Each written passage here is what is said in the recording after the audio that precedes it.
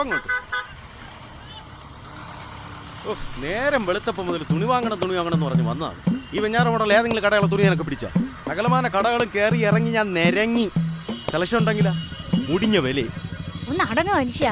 എന്റെ പൊന്നച്ഛാമേ റോഡിൽ കിടന്ന് വഴക്കുണ്ടാക്കാതെ. നാണക്കേട് പറഞ്ഞോണ്ടിരിക്കാതെ വാണങ്ങോട്ട്. അമ്മേ ഈ അച്ഛൻ ഓണമായിട്ട് എന്തെല്ലാം പരിപാടികളുണ്ടായിരുന്നു. മനുഷ്യനെ മെനക്കെടുത്തിക്കാൻ മൂന്നും കൂടെ ഇറങ്ങി. ഇനി എത്ര കടയിലും കൂടെ കയറി ഇറങ്ങണം. എനിക്ക് ഇത്തിരി വരുത്തമുണ്ട്. മനുഷ്യ, നിങ്ങൾ കഷ്ടപ്പെട്ടുണ്ടാക്കുന്ന പൈസ അത് കണ്ട തുണിക്കടക്കാർക്ക് കൊടുക്കാൻ പറ്റുമോ? അങ്ങനെ നമ്മൾ പൈസ കൊടുക്കുകയാണെങ്കിൽ അതിന് ഗുണമുള്ള തുണിയും കിട്ടണം. ഓ ആയിക്കോട്ടെ.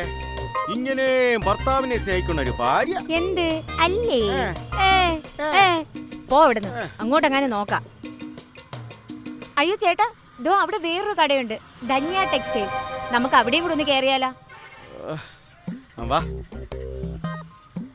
ഇടിച്ചിടല്ലേ. 2 തുണി വാങ്ങിച്ചിട്ട് പൊയ്ക്കോട്ട്.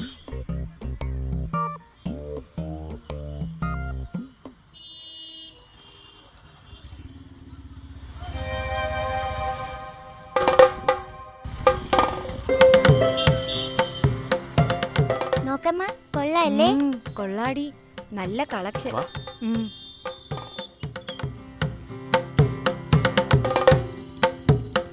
സാർ, എന്താ വേണ്ടത്?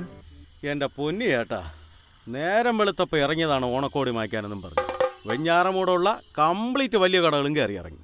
ഒരു കടയിലും ഇവർക്ക് പറ്റിയ ഒരു സെലക്ഷനും കിട്ടിയില്ല. അതിനെന്താ, ഇവിടെ ഇഷ്ടംപോലെ സെലക്ഷനുണ്ട്. മക്കളെ വന്നാട്ടെ.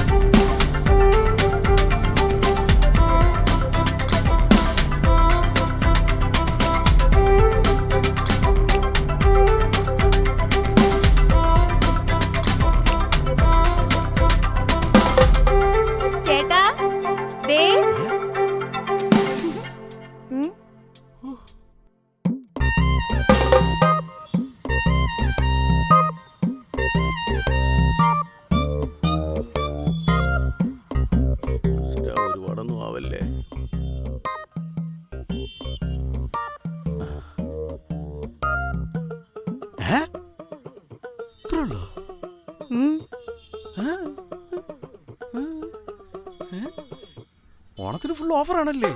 അതെയല്ലോ. എവിടെ കിട്ടുന്നതിനേക്കാളും വളരെ നല്ല വില കുറച്ച് നല്ല ക്വാളിറ്റി ഉള്ള സാധനങ്ങളാണ് ധന്യ ടെക്സിൽ കിട്ടുന്നത്. മാത്രമല്ല ഓണത്തിന് നല്ല ഓഫറുകളും ഉണ്ട്.